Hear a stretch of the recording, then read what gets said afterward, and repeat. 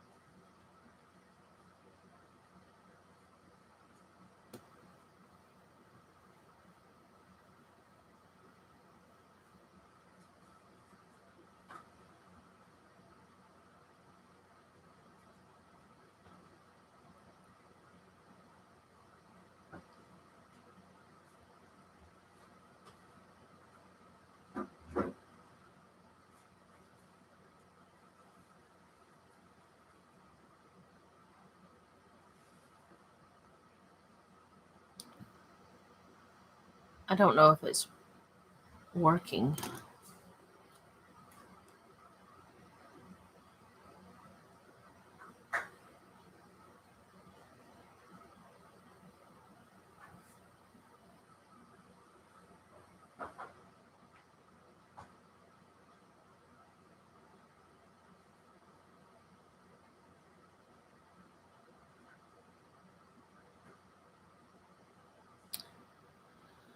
So I don't know if this is working. I don't know if the chat is working. Oh, yes. Okay, Carol, you said something. Hey, you just got home. I wasn't sure if the chat was working at all. I was about to restart the thing because 2 people have left and come back and then left and stuff like that. So I wasn't sure if it was working at all. And then you spoke.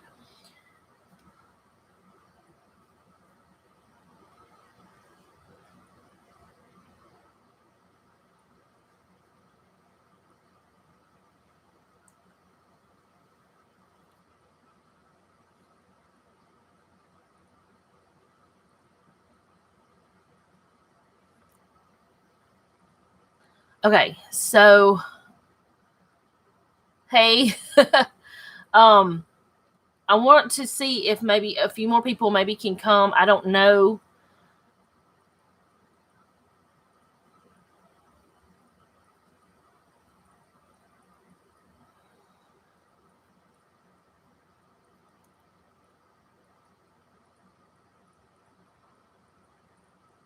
We're going to be studying another lady that you don't hear much about, or really any, I guess. I've never even heard about her much until I started. Well, of course, I've heard about her when I read the Bible, but I kind of just like went over that part. I just kind of flew through it and didn't study it. I didn't realize the significance of it, or what she meant to things that happen. So whenever I started like looking at it, I started seeing that she was important. But she is called Rizpah, Rizpah. And you guys, if you want to, you can go ahead and look her up in 2 Samuel 21, 8 through 14. That's where she's at in one of the places. She's only mentioned twice in the whole Bible.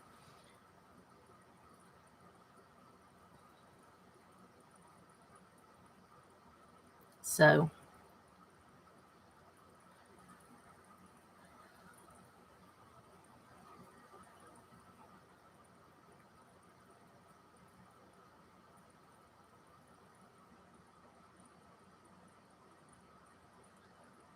okay. So, anyway.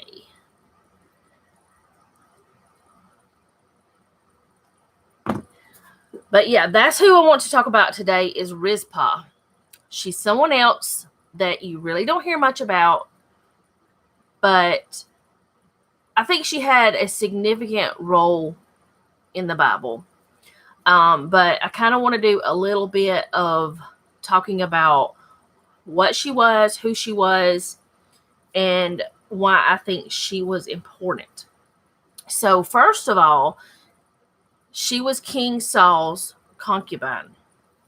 And concubine in biblical times was like a second wife. And the first concubine that I can think of in the Bible was Hagar, which was Sarah, which she was, Abraham's wife.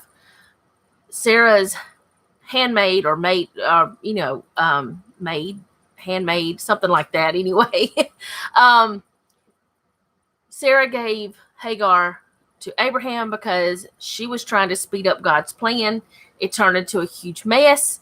So that was the first concubine that I know of in the Bible that I remember, just straight off the top of my head. But Rizpah was King Saul's concubine, and they were used as a second wife or a lower class wife, something like that. They didn't have as much power or say-so or whatever in the family. And they were also used as surrogate mothers, which whenever you think of a surrogate nowadays, you think about, someone going to the doctor, or, a couple going to the doctor and a lady having a baby for them because the lady maybe can't. Or maybe, the one that wants a baby can't do it. So a surrogate then and a surrogate now will be a completely different thing. Well, not really. But yeah, it'd be actually her baby, but she would be giving it to the mother, the one that wanted the baby. Anyway, so concubines could be used, could be either one of those things or both of those things. And, but the thing was with her, with Rizpah, is she played a couple of minor roles in the life of King David. And that is one reason why I wanted to bring her out, because David is in the line of Jesus. So one of the things that she did, let me get my notes together. Actually, let me get my Bible because that's what I need. The first mention of her is 2 Samuel 3:7. And it says, and Saul had a concubine whose name was Rizpah, the daughter of Ai. I may not be saying these names right, so please forgive that.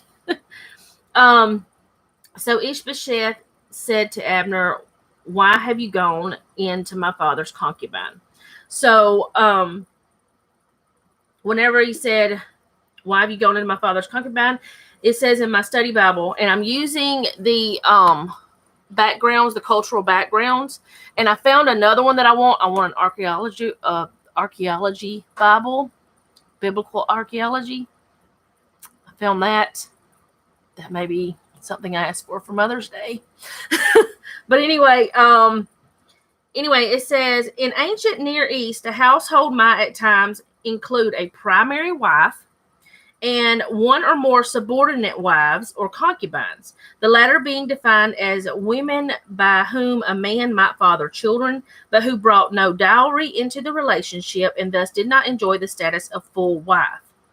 While monogamy may have been the norm among common folk in the ancient Near East, polygamy was common among the powerful, especially kings. For a king's wives and concubines were a reflection of his power and position, often involving political alliances through marriage. And so for an outsider to sleep with one of these women was, among other things, a direct assault on the husband's status and position. So if anyone was to come in and sleep with one of the king's concubines, then that was assaulting the king. So if someone slept with Rizpah, she was assaulting Saul. So that was the first mention. So it was just a little tiny bit, one little verse. And then we go over to what is, I believe, one of the more significant, or the significant thing that Rizpah did. And it is 2 Samuel 21, 8 through 14. That's the verse I told y'all about, the verses. And I want to read what she did. I wanted to read it in a different version. I don't know why I didn't pull this one out already. Okay, let me read it in this version.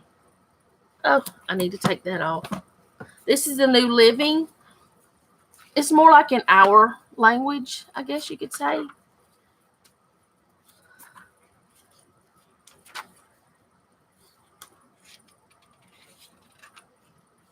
(21) 8 through 14. Okay.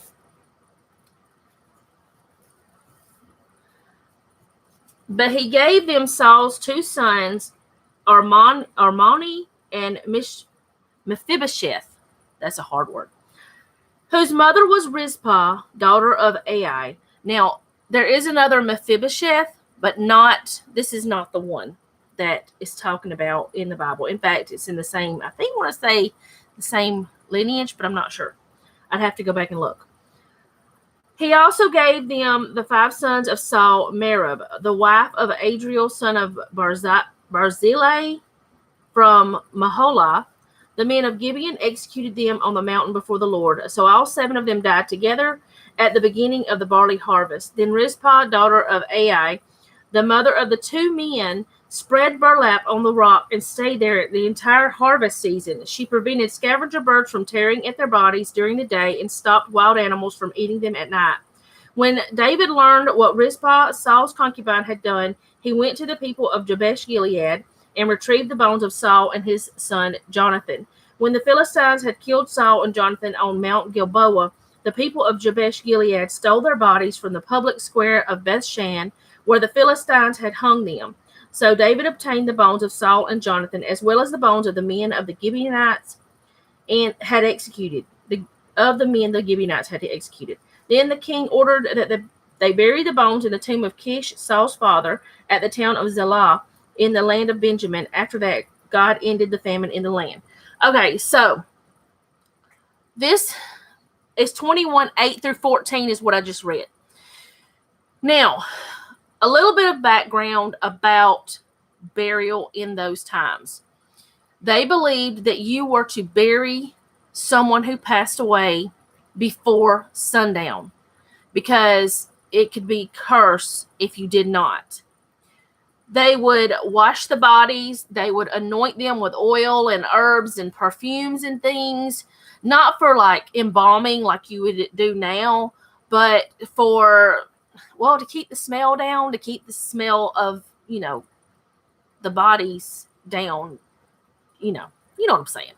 Anyway, there were traditions that were to be held, and these men, whenever they were killed, there was Saul, which was the king, and Jonathan, his son, which was David's friend. If you know anything about, this part of the Bible, they were very good friends. I could say best friends is the way I would put it. But they were dishonoring these men. They hung them up on poles, and they dishonored them whenever they hung them this way. Rizpah, through the whole entire, let's see, what season did it say it was? Let me make sure. Harvest season, which harvest season lasts for months. Through the whole entire harvest season, she stayed there. She was guarding these men's bodies.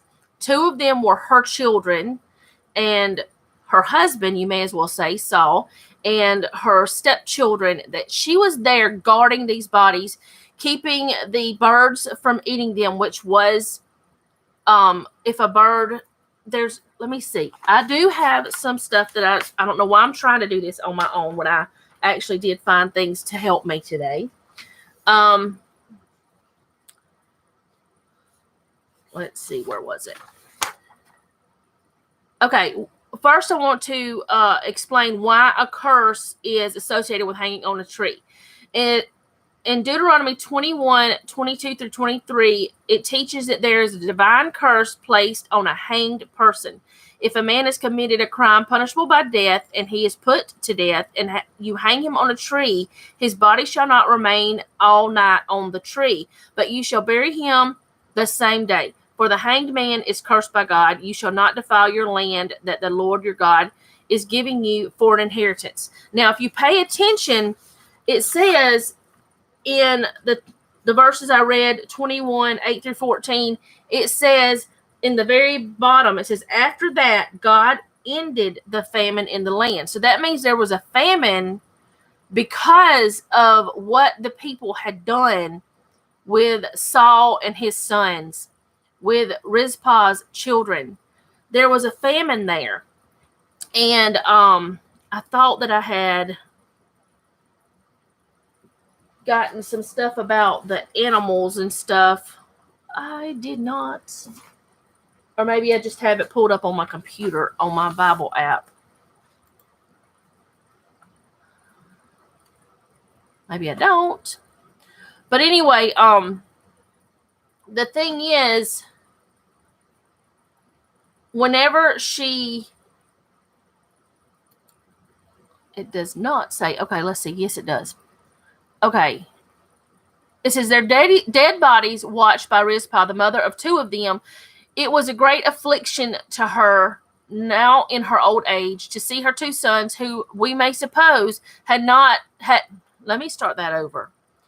Their dead bodies watched by Rizpah, the mother of two of them. It was great affliction to her now in her old age to see her two sons, who we may suppose had been a comfort to her, and were likely to be the support of her declining years, cut off in a dreadful manner. None know what sorrows they are reserved for. She may not see them decently interred, but they shall be decently attended. So in other words, okay, back then, when a woman had no husband left, no sons left, she had no income. She had no one to take care of her. And it does say in the Bible we are to take care of the widows and orphans. And that is one reason why whenever a woman lost her husband and sons,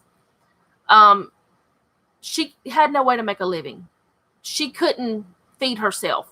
She had to rely on everyone else if they felt sorry enough for her to give her what they needed. So she lost a lot when she lost her sons and Saul. And because of this, she mourned them by staying there and keeping the things from eating them. So it says on down here, it said, she may not see them decently interred, in other words, decently buried, but they shall be decently attended. In other words, she was going to be there to mourn them. Back then, people mourned in different ways than they do now. It was a pretty loud process from what I have read. They would beat their chests. They would cry out. They would, it was something that they let their feelings out, and they showed that they were sad, and they let people know it wasn't okay that these people died. Okay. She attempts not to violate the sentence passed upon them, which was for them to be murdered and then hung on the trees, that they should hang there until God sent rain. So what they were doing whenever they hung them on a tree was trying to get God to do something. And she was respecting what the people had done, which I don't feel like she should have, but that's my thoughts. She neither steals nor forces away their dead bodies, though the divine law might have been cited to bear her out.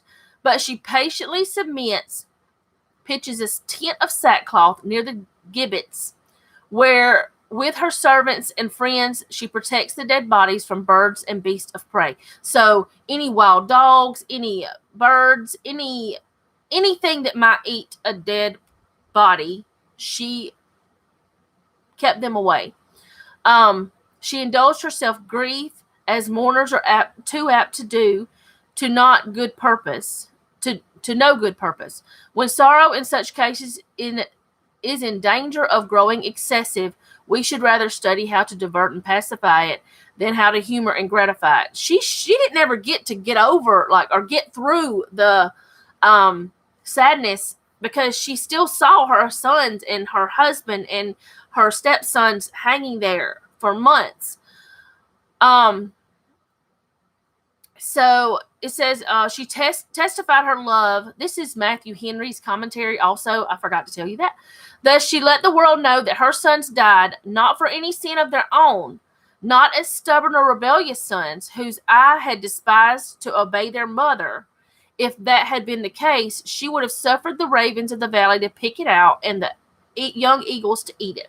But they died for their father's sins, and therefore her mind could not be alienated from them by their hard fate. Though there is not a remedy, but they must die, yet they shall die pitied and lamented. In other words, they didn't do anything to deserve death. These boys were just boys. I mean, they might have been grown men, but they were children who respected their parents. They didn't do anything to deserve this. All this was all because of Saul. And we all, if we studied Saul any, we know he was pretty rough. He tried to kill David, who was anointed by God. He tried to do lots of things he shouldn't have done. But because of her love for her children, let me grab another book. She stayed there for months. And she held vigil, and she had to honestly grieve longer. Or let me put it this way. If I saw something like that with one of my children, it would make the grieving process 1,000,000 times harder. That's my thought anyway. Let's see. There's something that was in this book. This is the one I showed you guys before, Women of the Bible. I think now there's new copies, but it's the same insides. But I'm not sure. I think it's got a different cover now. There was something in here that I wanted to read. It says, Jesus wept at the burial of his friend Lazarus in John 11, 1-43. In his human nature, Jesus understood the finality of death for those who went on living. He participated in the customs of the day and wept with Lazarus' friends and family. But in his divine nature, Jesus also understood the transitory nature of life and the fact that death is not an appalling conclusion, but a glorious beginning. Now, Jesus knew that. Did Rizpah? Had she gotten that? Has she understood that? I don't know. I don't think that she was doing anything but trying to protect her sons from more shame than they already had, because they were shamed because of their father. And I know that there are things that people can do to shame their children or make their children ashamed of them, or there's things that our parents may do that we may be ashamed of them, or there may be things that happen in our lives because of someone else, and it may bring us harm. So I feel like what she was doing is trying to say, hey, they weren't what they looked like. My babies were not their father. They were not doing something that should have been, they shouldn't have been treated this way. They shouldn't have been hung on a tree. They shouldn't have been murdered.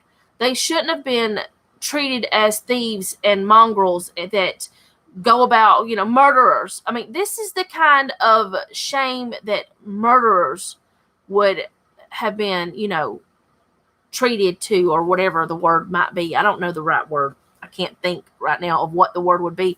But this is what would have happened to someone who was a murderer. And that's what the punishment her children got. And they were going to leave them there until it rained, until David found out about it, and he came through. Now, when I ever read this before, I didn't ever pay attention to Rizpah. I didn't pay attention to what she was doing, the vigil she was keeping, the meaning behind what she was going through. I never paid attention to her. I just flipped on through, read it, most of the time when I've ever read it, I was studying David, and he was my focus. But I'm trying to focus right now on, because we're talking about women of the Bible right now, and this may not be all we ever talk about. I mean, we will run out of women one day. But I wanted to focus on women who are not focused on, at least for the first few weeks of our Bible studies. I don't know if if I've really touched on much of what she's done and what she hasn't done. I just know that a little bit of the Bible talks about her. But what she was doing was a great thing. Even though it brought her more stress, more pain, more trauma in her life, she was doing something to honor her children. And I had meant to look it up, what it meant to be hung on the tree and done the way which I did look that up, but there was something else I was going to look up, and I can't remember now what it was. It just slipped my mind. But the reason why that they were wanting to leave them there until it rained. This book, which is a very old book, is like from the 50s, All the Women of the Bible, which you can get copies of this still too. But it says that she stayed there for 5 months. That was one thing that I wanted to talk to you about. I don't know. But does anyone have anything that, they have thought about since I started trying to talk about this lady? Any thoughts? I don't know. Let's see. It says,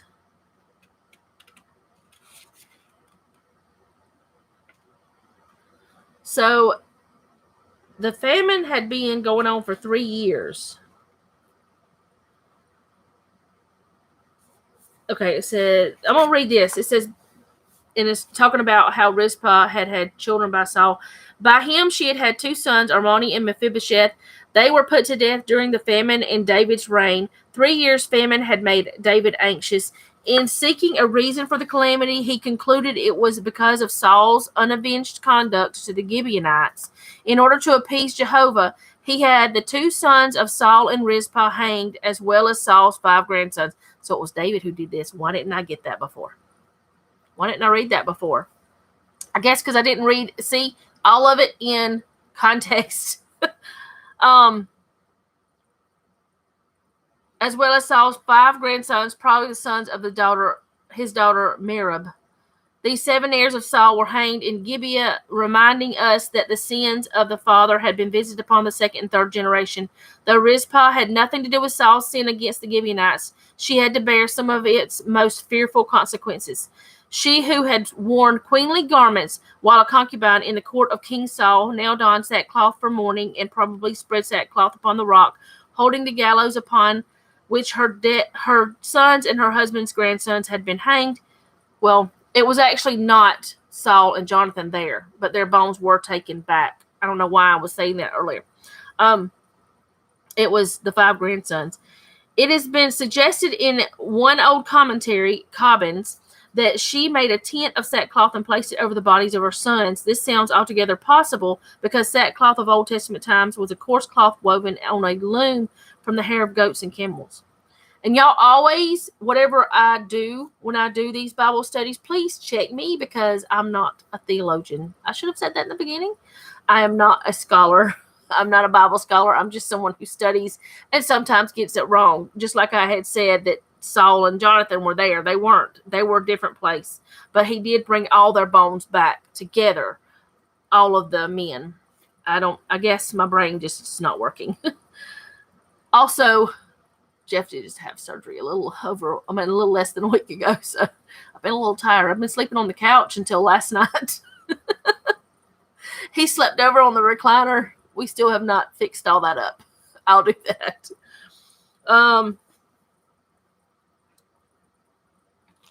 It says down here, Rizpah's long watch over her son's dead bodies is one of literature's most tragic examples of a mother's love. We wonder if her story suggested Tennyson's Rizpah, which transfers a resolute devotion to a different but equally tragic setting. There's actually supposed to be artists who have depicted Rizpah on canvas. I actually have seen, when I was studying this, I did see some like online paintings and stuff that were supposed to be them. But David did end up doing what he should have done. And that's another thing that I did want to bring out.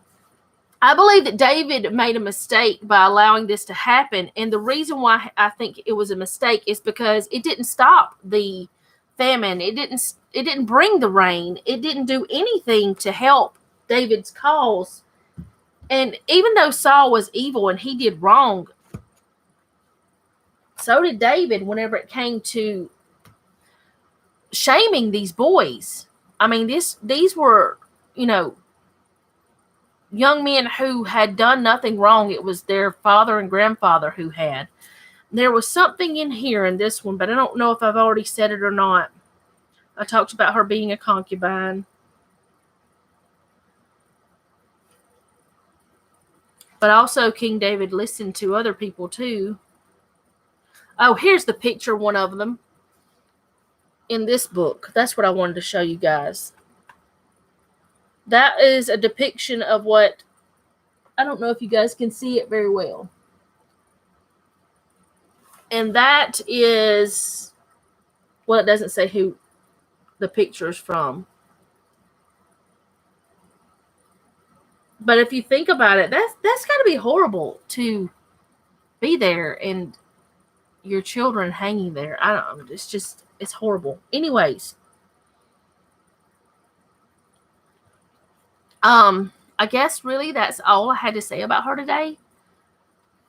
Sometimes we have to pay for other people's mistakes or their wrongdoings. And we have to do that the best way we know how. And sometimes we have to grieve longer than what we would want to when things happen, because they're not always going to be, it's not easy. A lot of it's not easy, but she got through it because she was vigilant. She stood there by her children and she did what she was supposed to do. I do not know if it says, it does say, but I know that David heard about it, but I don't know if I can't remember if it says who told him, because I just read it, but I don't remember.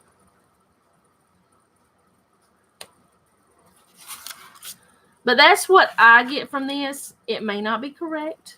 I don't know. Let's see.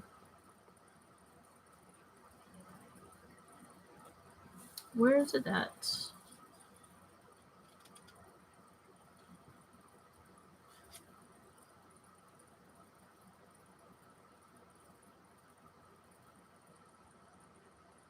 It doesn't say who. It just says that he was told what she was doing.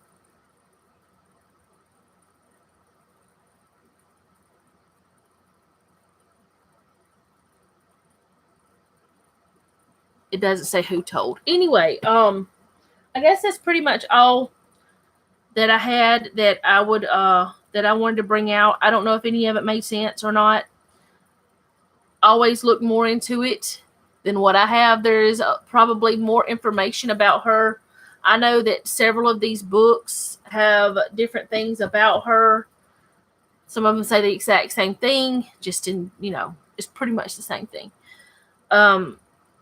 The Bible doesn't say a lot, but it says enough that you can see that she was traumatized. She was going through things that I wouldn't want to go through. She was doing things that she felt she had to do. So does anybody have anything they want to say? Nobody's talking today. And I don't know if I'm doing these things the way I should be or not. But I'm just bringing you the information that I find. And if there's anyone that you would like to study, like any certain one, let me know. And we'll try to do that, because I don't have to choose each week who it is. But there are a lot that we don't bring out very much. Thank you. There's a lot of the ones that we don't, we, like I said in the first time, is we talk about Eve and Sarah, and we talk about, those that are pretty popular, the popular girls. Let's see, she was guarding their bodies. Is very interesting. I skipped over that too. Yeah, see, I don't know why I ever skipped over that, because it is significant. If she had not been guarding them, they would have been dishonored for who knows. I don't know how long, but God had a reason to put that in the Bible. There was a reason why he wanted us to know her story. I believe everything that's in the Bible, there's a reason why we need to know those stories. We need to know why it happened. And sometimes whenever we're just reading, like I've been reading the Bible this year, I've been trying to do like for the whole Bible through the year. And I've done it several times. But when I'm doing that, I'm like, I'm just reading the verses and I'm closing my Bible. Or reading, the passages, whatever it is. I'm not digging. I'm not searching. I'm not trying to figure out why. I'm not trying to learn anything. I'm just reading. And I get nothing from that other than later on I can recall, oh, I read that, this, that kind of thing. But I'm not ingesting it as much as what I would whenever I study. When I sit down, like, actually, the day Jeff had his surgery on Thursday, I took all my books and all in a little bag, a little canvas tote, and I took it all, and because I knew I was going to be there a while, and I sat there for like 3 hours reading and studying and looking, and that's why I was more prepared this week than last, because I sat there and I did that. And then since that day, since Thursday on up to actually this morning, I've looked a little bit each day, and I've read a little bit more, and I thought about it a little bit more, took a few more notes, just, so I feel like I was a little bit more organized maybe this time than I was last time. I felt way off last time. I still feel off, but not way off. But yeah, we usually only talk about like Esther and Ruth, and, we don't talk about the little one or two passages, these women that were very important. They had a voice, and their voice needs to be heard. That's, I guess, my point. We talk about the Proverbs 31 woman like crazy, but people have so many different opinions about her. But anyway, if there is one that you guys would like to specifically talk about, learn about, for me to find stuff about, I've got tons of resources that I use, and I will be happy to, someone y'all choose. Sarah, okay, let me write her down because I don't want to forget. Actually, not long ago, it wasn't last year, but the year before, whenever we were doing book club at church, when I was leading that, we did... What book did we did? Slightly Bad Girls of the Bible. I have tons of books. Tons and tons of books. We did this one, and Sarah's in it. And with this book, and I'm pretty sure with her other ones too, I have the whole series. Like she was the first one, Sarah was. But she it's like got like a little story, and then it's got another one, like the true story. It's like a more of a now time kind of fictional thing that she brings out. But it was pretty good. But yeah, we can do different women different weeks. I mean, there's a lot of women, and like I said, we're not only going to study women of the Bible. I actually just got this book. It's about the disciples. I want to say it's about the disciple. Yes. And I'm going to read it, and I'm pretty sure at some point we'll talk about them, you know. And this is another book. This is the one I was waiting on that I had not gotten yet. So I can look in it. I haven't looked in it much, but we can do some digging into some of these. I can, if I use it, I'll tell you, in other words, just like I did with these others. But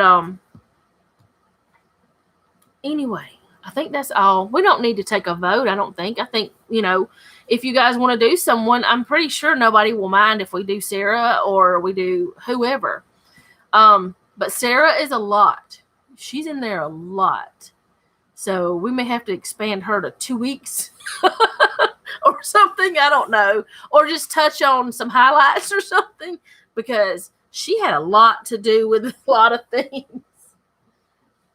And whenever we did that study, I learned a lot more about her. But I'm always happy to have other people's thoughts on what we need to do or whatever. But I guess I'm going to go for today. And if you guys do want to discuss this more, the comments will be open whenever this publishes. I don't know how it works anymore, because I know used to it took a little while for it to publish on the channel. I think it just goes straight to the channel now. And unless I want to edit it, which I found that if I edit it, it posts it as a whole entire new video. And I don't want to do that because I lose you guys' comments over here. And I just don't want to do that. I don't want to lose what you might say, because, you like Carol, talking about how she was guarding. I mean, that's something that's important. I want you guys' voices to be there. Okay, Mel, I'm about to go. I was about to leave. Hey, Mel. But it will be back. It'll be up on here. Enjoy it. See next time, same time, different. Yeah, we're gonna be here the same time next week. I think that 2 o'clock works well for me. 2 Central Time works well for me, because it's a time whenever Jeff's working, it works better than it would at night. So, which he's not working right now. But anyway, it does work well for me, and Tuesdays works well for me too. I wasn't sure, but anyway, it will always be, I have a playlist for these videos or these lives. I have a playlist set up already that I've been putting them on. And like after I end this, I'll just go throw it on there, and you guys can just go straight to the playlist. And I have also thought about going in on the titles and just putting in like the name of whoever it is we're studying. I think that'd be a good idea, so that in case you want to go to a certain one. But that is all I have for today. I hope that you did enjoy this. I feel like I was more prepared this time. And next week we'll do Sarah. I will start studying her right now, which I've studied her before, but I always like to, get fresh in my mind. And I do have more resources than I used to have whenever it comes to Bible study. But thank you guys so much for watching. And remember, don't take any wooden nickels, and be sweet.